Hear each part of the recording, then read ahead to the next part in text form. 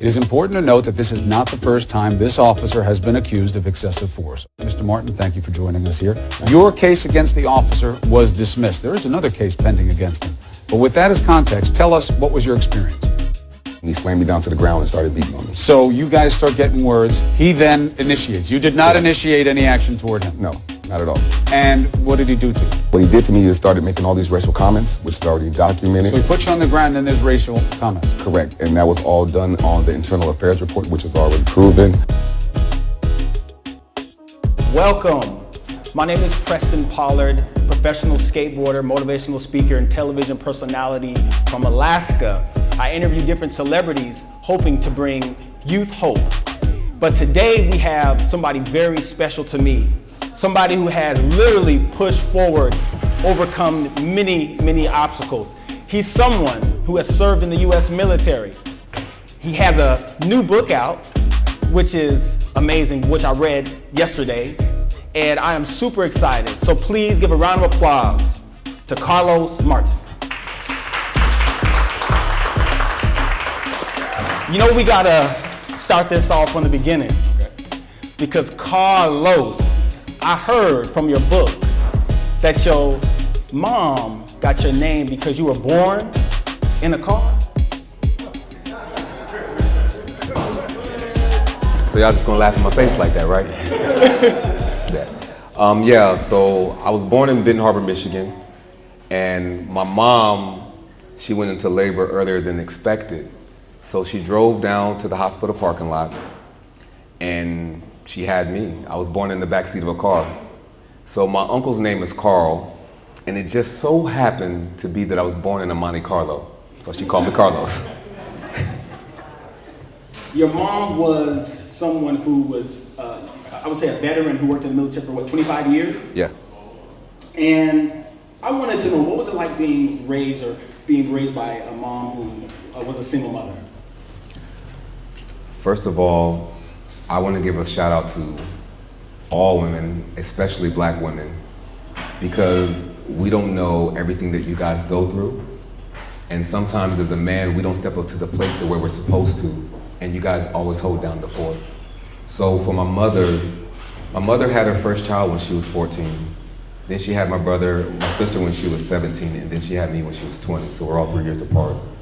So she gave up her dream to actually be a teacher at Michigan State, and she went into the United States Army, and she sacrificed everything for me. So what does it mean? It's priceless.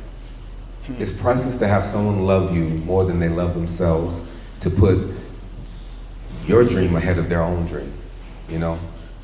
And so the sacrifice that my mother made for me is, there's no words for it. All I can do is just thank God for allowing me to have a mother like her. Mm-hmm. That's wonderful.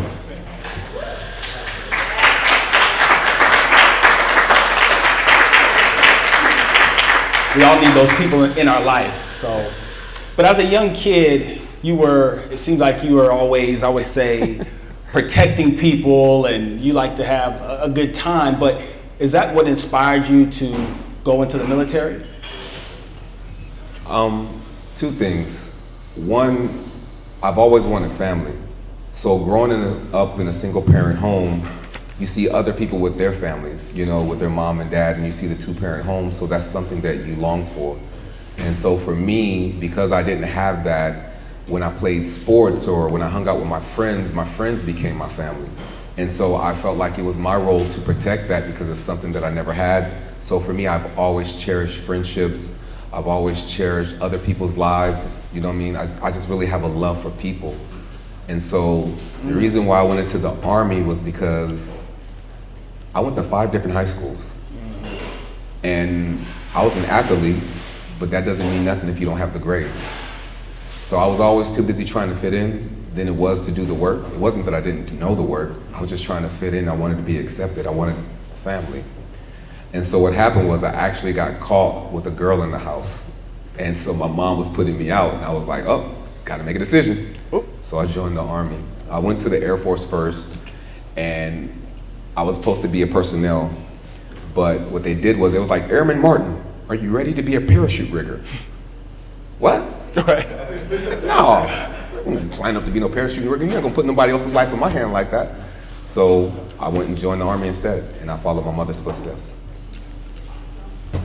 October 24th, 2005, that was a tragic event that happened in your life. And before I start there, I wanted to ask the audience, has any of you known somebody who has been, say, falsely accused of something, or maybe even if you just see them blue light behind you, you just get a little bit nervous? Is anybody? Yeah. Okay. Well, I want to know what happened on that particular day. I call that day a horrible blessing, because without that day, I wouldn't be where I am right now. And so if I could say anything to you guys, one moment doesn't define your life. It's just a moment. And if you continue to keep God first, it shall pass. So what happened on that day was I was doing a uniform inspection for my soldier, just to be ready for formation tomorrow. Her name was PFC Carlisle. And so as I was coming home, it was just another regular day. I played semi-pro football. I used to take all the kids in my neighborhoods to the sporting events. And so I was well known in the community.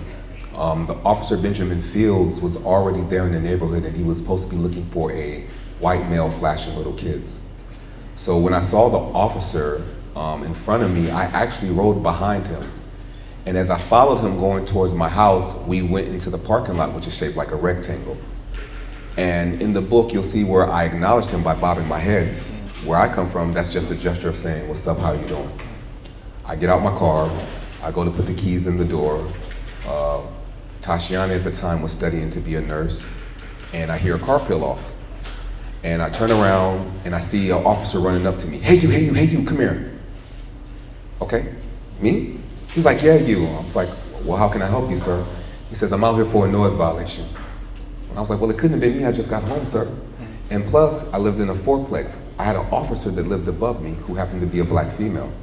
Her mother was home, but she wasn't home, and she was watching the whole situation. So he asked me for my license and registration, which I handed him. The only thing was I lost my picture license in Germany. I was still in uniform, I still had German tags on my car, but DMV gives you a paper license. So I gave the officer the paper license. And he was like, "Well, what the hell is this?" And I was like, "Dude, if you just calm down. You can see I'm a soldier, I'm in uniform." And he was like, "You will not address me as dude, I'm a Richland County officer of the law. You must not know where you're at." I was like, "Well, you address me by "Hey, you." He was like, "Well, that's because I don't know your name." "Well, sir, I don't know your name either." And so when I looked around, I saw the crowd of women and children beginning to draw. And next thing I know, I was on the ground. He slams me on the ground. He starts beating on me. He's making all these racial comments. The police officer's mother goes inside to get Tashiana to come outside. She comes outside, she sees what's going on, she runs back inside, she gets the camera phone. She starts taking pictures of the situation. The kids and women are panicking because they see the officer making comments like how he's glad Johnny Cochran's dead. "I'm nothing but a black statistic. I'm a nigga. Welcome to the South." All these different statements, and I'm in uniform. This is after I got back from Germany, after I got back from Bosnia protecting my country. Tashiana had just got back from Iraq, and it's like, is this what we putting our life on the line for? Really? To be treated like this when we get home? It's sadder that sometimes you can go to another country, another place, and feel safer than you feel than when you come back home. That's not what I signed up for. I signed up to protect so everyone has the opportunity to have equal rights, success, happiness, because when the biggest lie is when you're living in America, that's it. The world is so much bigger than America. When you go to Spain, Italy, Paris, and all these other different countries, it's like it blows your mind because you can see all the different lies that you were told growing up by television. People just want to be happy all across the rainbow, no matter where you are. And so the book is just about how do we get back to that. And I got this one last thing I want to say. There's a quote that I feel like God gave me, right? And it says, "What makes a rainbow beautiful? Is it not the diversity of colors?" Well, if that's true, is mankind's kryptonite trying to make one color better than the next? And if that happens, is it still a rainbow? I think not. So why are we destroying something that God created beautiful with invisible lines of hate? We're all 6 degrees of separation from loving each other, from getting along, from saying, "Hello, how you doing? How your day going?" from actually caring. I mean, when someone dies, it's like a new trend. Oh, that just happened again. We don't even care no more. What happened to us? What happened to the essence of who we really are? How do we forget? How do we look in the mirror and keep telling ourselves a lie that it's okay? It's not okay that someone just got shot yesterday. It's not okay that someone's getting beat up. It's not okay. And we should not just care if it happens to us. We should care when it happens to someone else. And I think we just forgot how to love. I think we just forgot our own truth, and we just got to get back to that.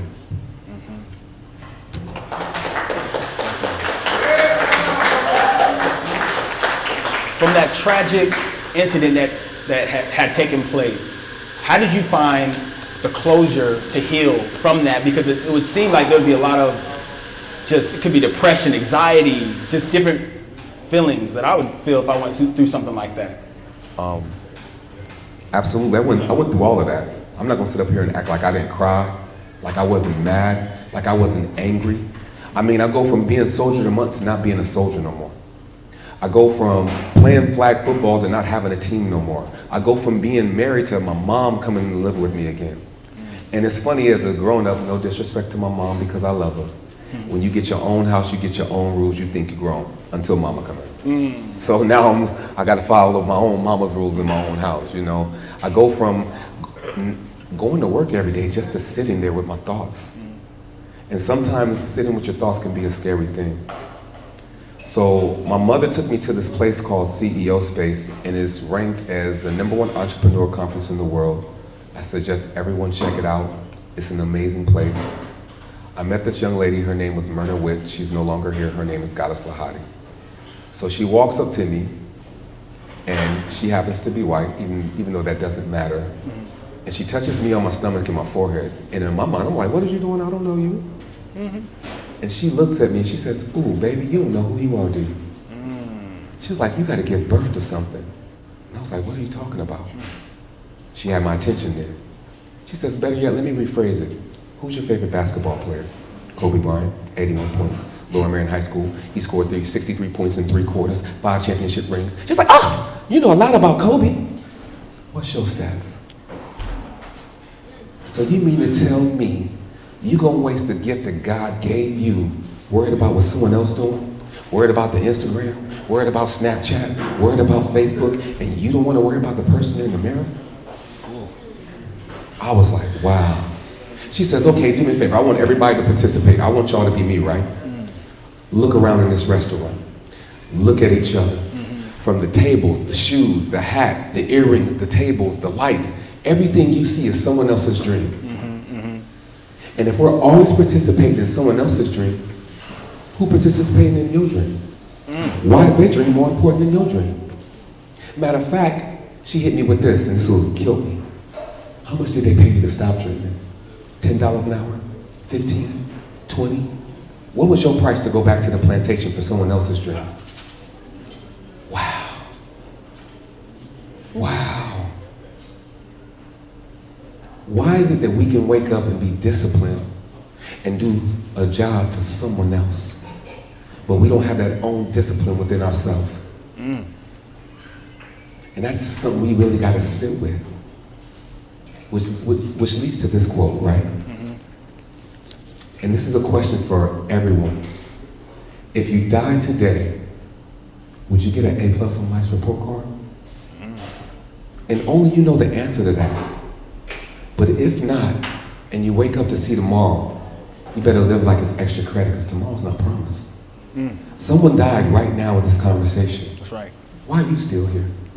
What's your purpose? What's your vision? Why isn't it real? The Bible says faith without work is dead. It's a powerful statement.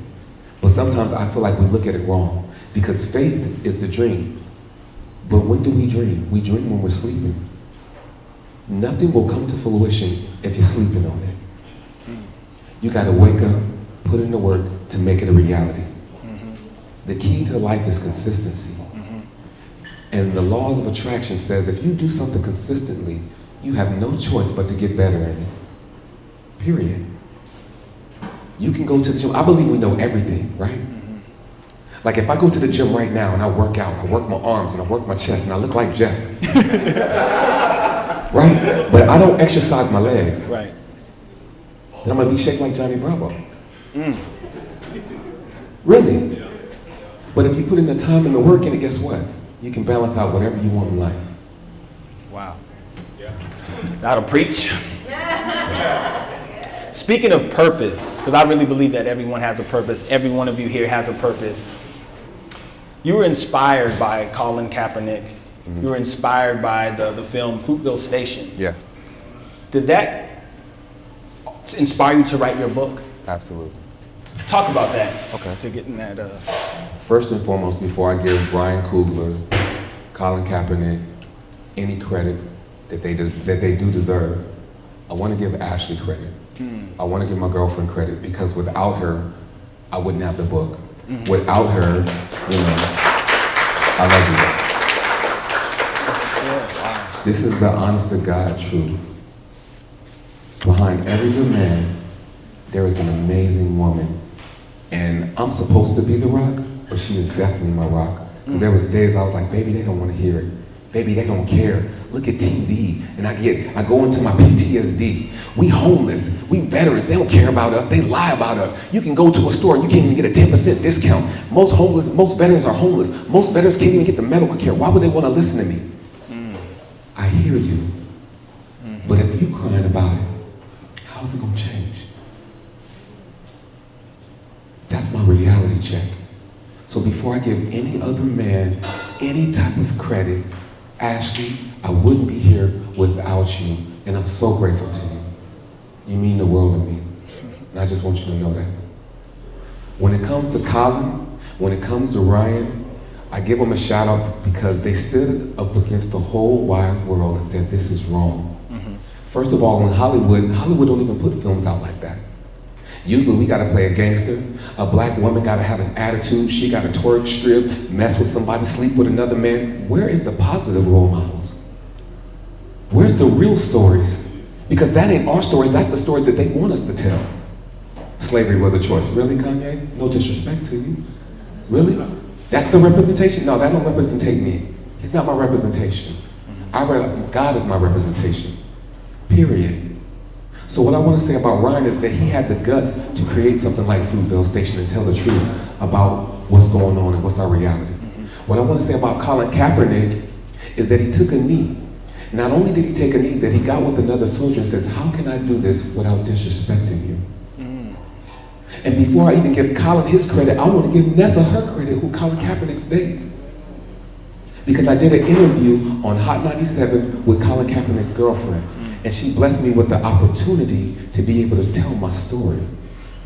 I want to give Jake Tapper credit because Jake Tapper gave me an opportunity to tell my story.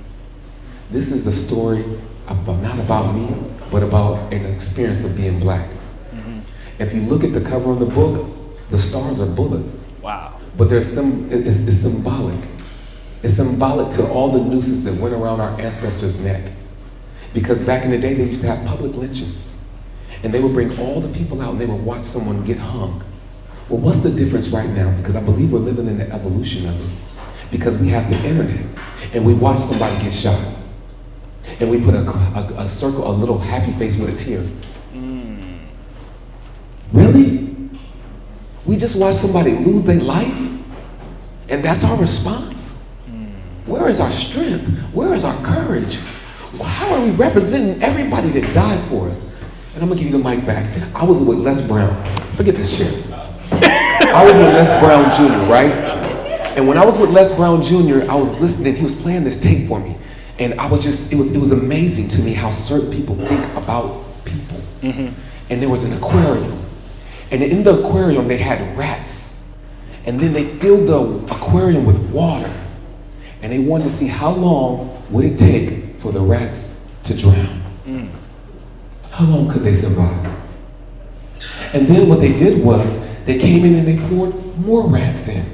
On top of the rats, they didn't take them out, but they said, how long will they survive now? So they survived. So what they did was they continued to fill it up with water. And if we understand what I'm talking about, I want to break it down for you guys right now. We are surviving off of our ancestors' backs. But what the system does is they continue to pour more water on top of us, where we can't see who we really are. We really can't see the sacrifices that's been made. We're not living in the truth that we could live in every single day. What is your truth?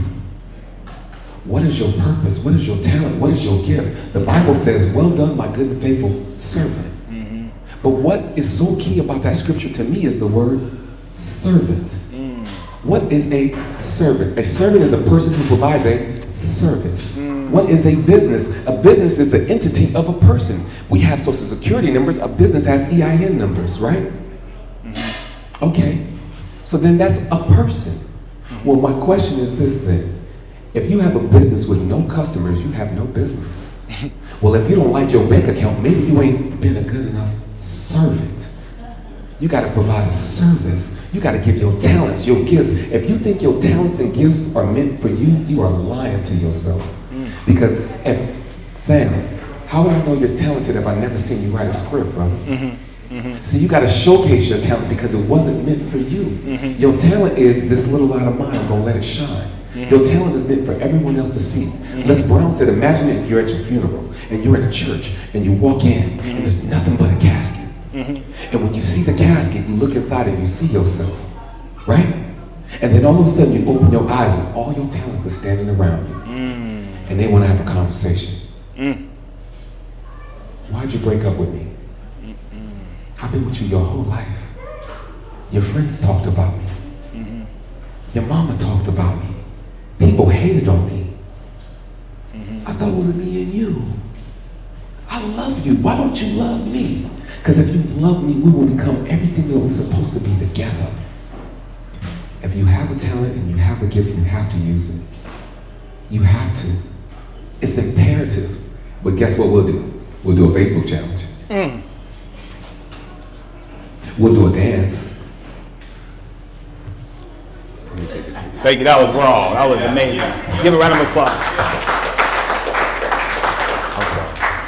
Well, we're gonna do a Q&A. I would love to hear from anyone here. If you have any questions for Carlos about himself, the event that happened, or what he just talked about with purpose. Because maybe one of you are struggling with finding your purpose. So does anybody have any questions that you would, okay. I don't know if I can. Yeah. You come over here. Okay. Come over here. Come over and stand so you can talk. I'm sorry, y'all. I get passionate. I'm sorry. I get passionate. I know I can talk. Here you go. Hi.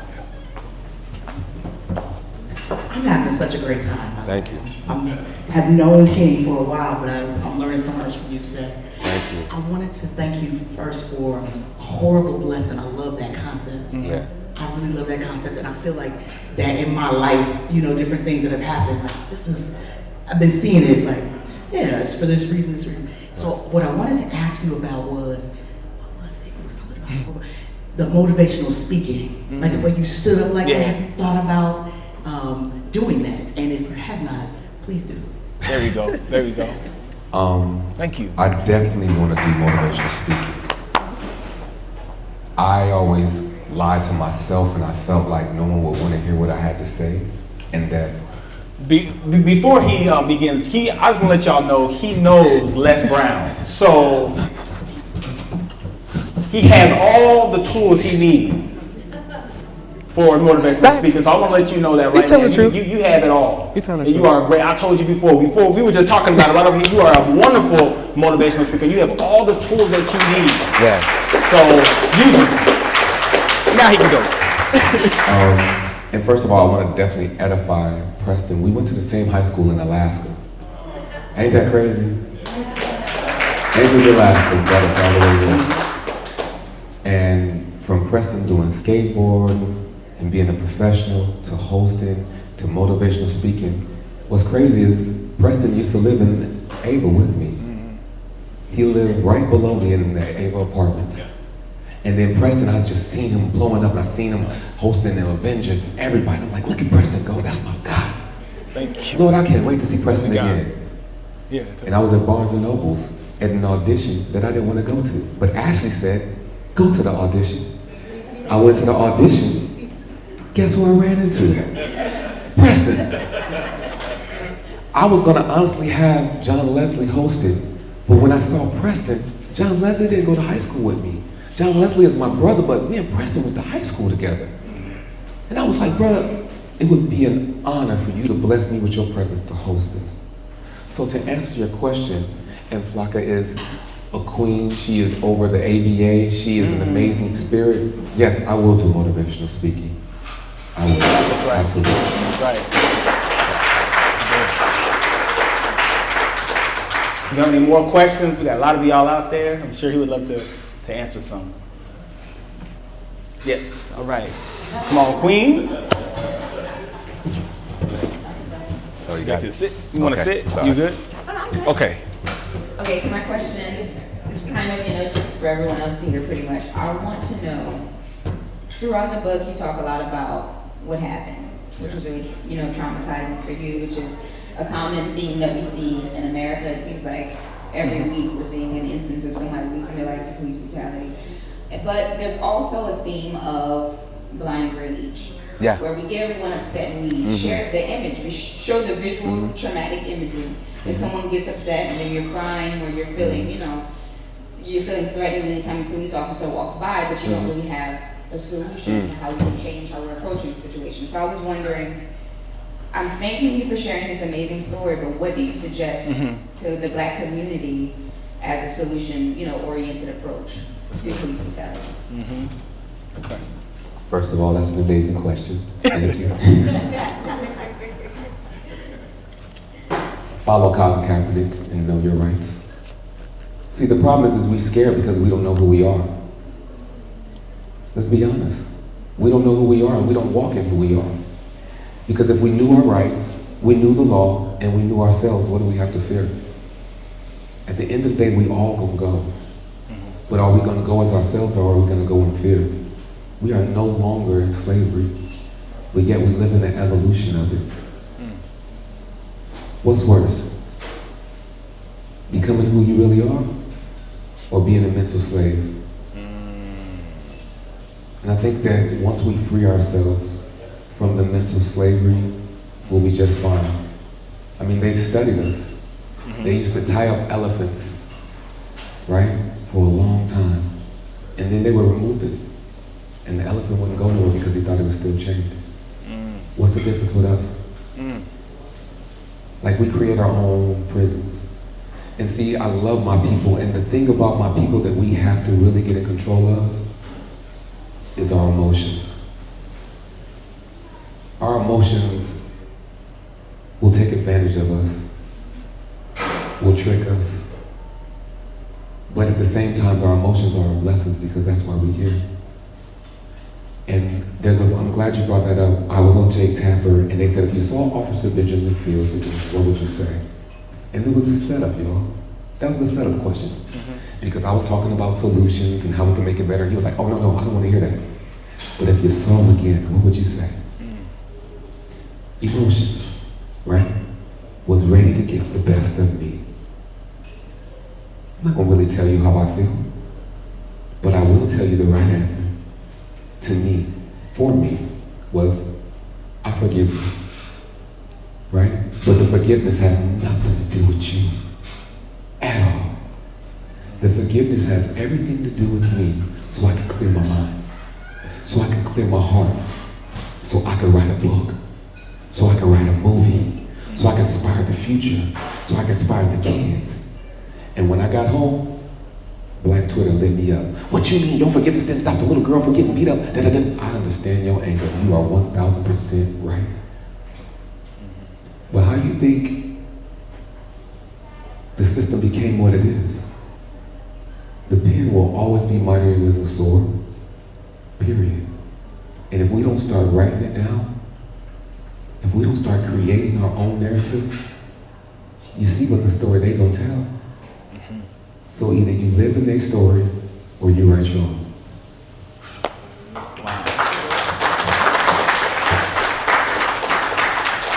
Do you have any more questions? Right here. Okay, all right. So my question is, at what point did you go from being angry to being as calm as you are? And what was there a significant event that happened? Or did we define that? joke. The devil is a lie. Because I'm still angry. I'm still mad. You know why? Because somebody got shot yesterday. Because I still see it. And I'm like, God, why wasn't I Trayvon? Why wasn't I Sandra? Why wasn't I Philando? Why wasn't it me? Why am I here? Because you got a job to do, and you gonna do it.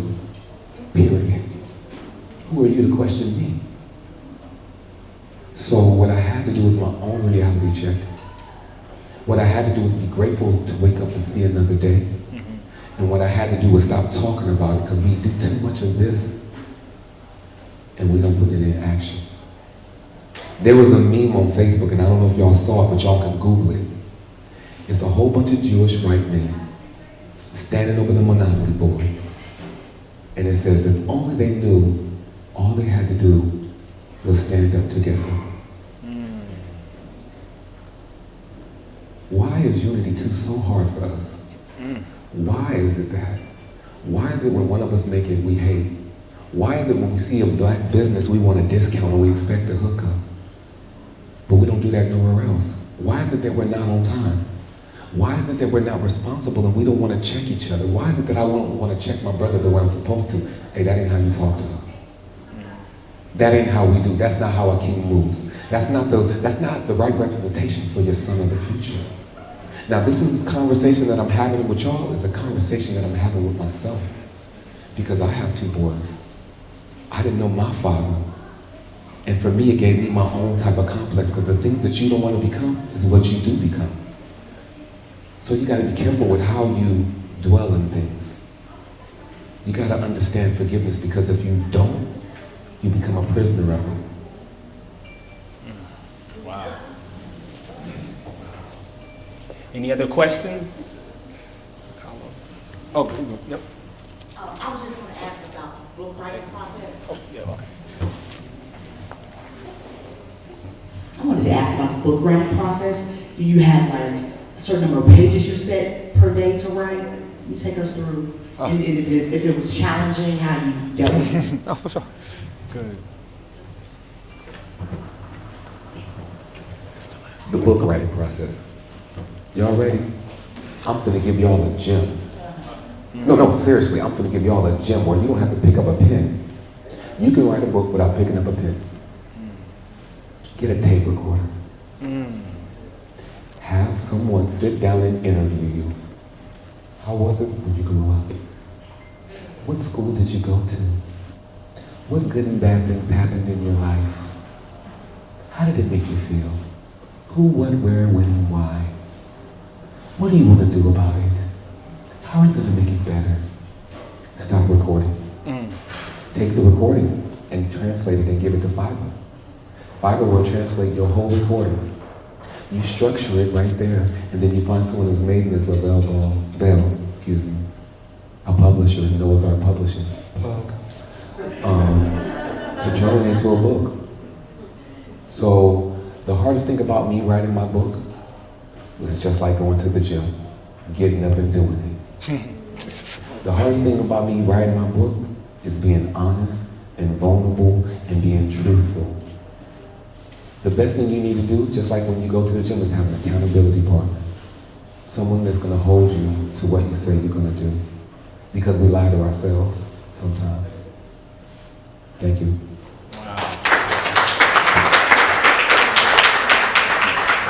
Did you guys enjoy that? Yeah. Y'all, can we give them a standing ovation then? Standing ovation. Standing ovation. I mean, it was there to be standing. You took your pain and put it to purpose. It's cool. It's powerful. This brother is not good. Obviously, never get a preacher, man. Didn't he do an amazing job? Say your full name again, sir. Preston Pollard. Thank you. Carlos, amazing. Preston Pollard, thank you, Steve. So we're with Noah's Ark Publishing, and Carlos will have his book over on the other side. He'll sign books, he'll take pictures. I wasn't being a drill sergeant, I'm just trying to keep him on schedule.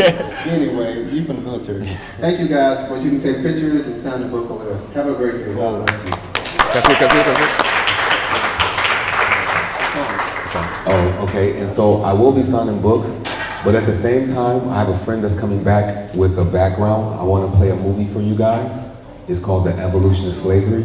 You guys will be the first ones to see it, except for my amazing classmates, DJ, Suresh, Franco, Big Sexy. I appreciate you guys coming out. I want you guys to check out the movie and tell me what you guys think, because I think it tells a powerful story of where we were, where we are, and what's happening to us today. So if you guys will stay to check that out, I would really truly appreciate it.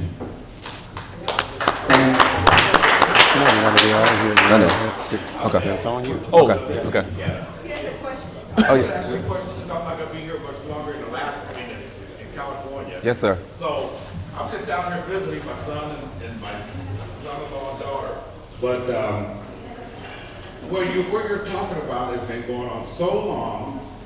Even the majority of this race in this country, some of them are finally waking up with what I'm talking about. I just seen your governor the other day on television say that he's not let these prisoners go that are on death row. There's like 725 or San Quentin. He's not going to let them out or nothing like that, but he's going to not have the death penalty, because what he has seen with his own eyes of people being put to death, minorities, that they didn't commit those crimes, later on find out they didn't commit them, and he's tired of seeing people of low, they cannot get good lawyers, good protection, they're low income, going to jail, and he's seen it. He said it's really criminal what he's seeing as a white person, that people cannot get right justice.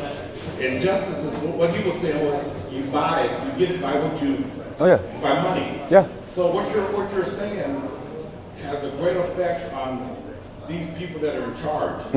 Because it's sad. It's just sad that this has been going on for years. And the court systems know it, the judges know it.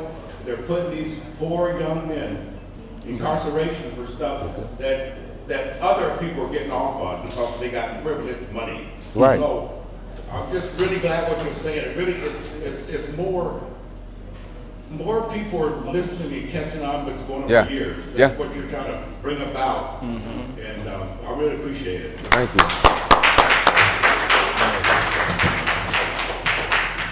I'll say this real quick to that. First of all, there are a lot of amazing white people out there that don't get enough credit. The people who opened up their doors for Harriet Tubman when she was escaping and she was a runaway slave. We can go present day.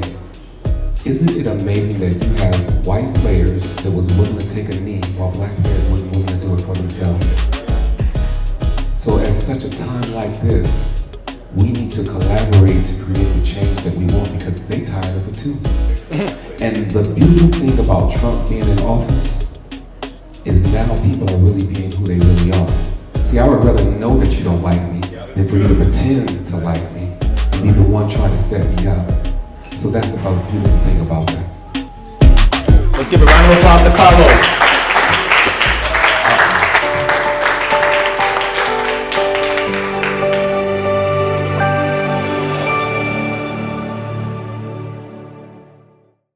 Please make Purpose Video Services your #1 choice for your next business video and aerial drone project. Visit our website at purposevideoservices.com. In terms of the analysis, we have what happened before the video, we have what else could the teacher have done, and then we do have what the officer did and could have done. And we look at him through the lens of what he did in that video and also what he has done before. It is important to note that this is not the first time this officer has been accused of excessive force. Army veteran Carlos Martin, as you heard, he had been involved with this officer. He says he recognized Ben Fields the instant he saw that video because Fields treated him the exact same way, he says, 10 years ago. Carlos Martin joins us now. Now, it is important to note, Mr. Martin, thank you for joining us here. Your case against the officer was dismissed. There is another case pending against him. But with that as context, tell us, what was your experience? Basically, I was coming home from work. I just got done doing a uniform inspection. Officer Fields was already in the neighborhood. I was going to my apartment. When we crossed paths, I acknowledged him by nodding my head. I was going to put the keys in the door, and I heard a car peel off.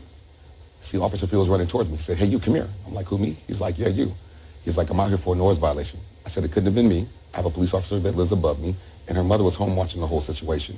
I handed him my information, He didn't understand the information that I handed him because I gave him a paper license. I called him dude. He got upset for me calling him dude. He threw me down and he started beating on me. Well, hold on a second.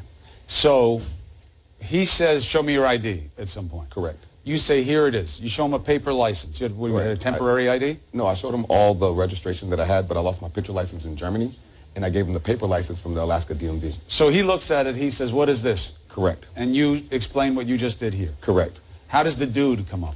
Well, I was like, dude, if you would just calm down, because he was like, what the... He was already exercised, you're saying? Correct. What was his demeanor, in your opinion? I guess he didn't understand it. He was angry. I'm not sure why he was angry or whatever else, but I was like, dude, if you could just calm down. You see I have German tags on my car.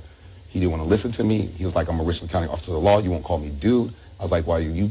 Then he was like, well, I said, hey, you addressed me by hey, you. He was like, well, that's because I don't know your name. And I was like, well, I don't know your name either. And that's when he slammed me down to the ground and started beating on me. So you guys start getting words. He then initiates. You did not initiate any action toward him? No, not at all. And what did he do once he tried to do you? I mean, you're a big guy. You're trained with military service. What did he do to you? Well, at the time, I was only like 190 or whatever else. Obviously, I got in the gym after that. But what he did to me is started making all these racial comments, which is already documented. So he put you on the ground and there's racial comments? Correct. And that was all done on the Internal Affairs report, which is already proven.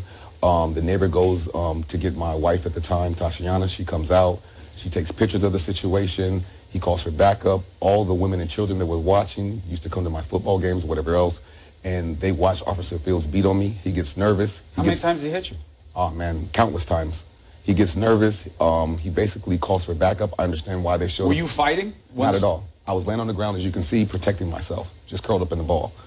So why do you think he felt the need that he had to keep hitting you? I'm not sure. I know he used the whole can of mace because I didn't act like a regular civilian with that because I'm military trained. I closed my eyes, held my breath. He just said, oh, now you're on drugs. You know, I'm not on drugs. What are you talking about? But when my backup came, they attacked my wife because he said, get her black, you know, A, or whatever else. They attacked her, threw her against the car, handcuffed her, picked her up while she was handcuffed and slammed her into the ground face first. So now what happens? What happens to the case against you? Basically, we went to the lawsuit or whatever else. Tashiana had a chance for her case to be presented. She's the one who didn't win her case. She didn't win her case because they said that she was too close when she took the pictures that you see.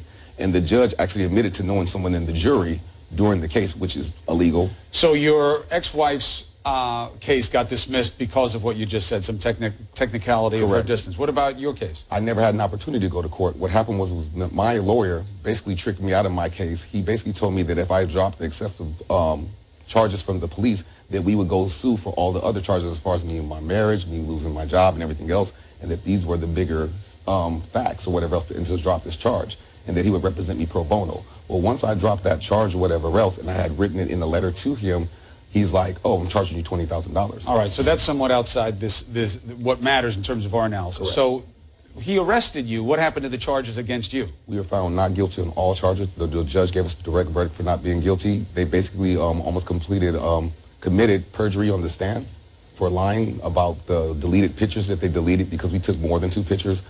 She took up to between 10 to 15 pictures, but they deleted evidence from the racial comments. He admitted to all of it already. So the headline is, you were arrested, but you were found not guilty on all charges. Correct. It didn't go to trial, you're saying the judge took the case and gave a directed verdict. Correct. Which means that his acknowledgement of the facts meant it didn't need to go to anybody else. Correct. All right, so then you didn't wind up suing this officer, but so now that takes us to today. No, I am still winding up suing the officer. My case is just at the United States Supreme Court. I'm still appealing that. So you're going a different way. Correct. You believe when you saw this video, you're not surprised. This isn't about the circumstances as presented to the officer. You believe this is just his instinct of how to act in a situation. Absolutely. And I'm not even surprised that his actions is that. I'm more surprised that Sheriff Lott continues to allow him to continue to do the same thing. The reason why he's at the school that he's at is because he beat me up and then they moved him to the school and put him around children.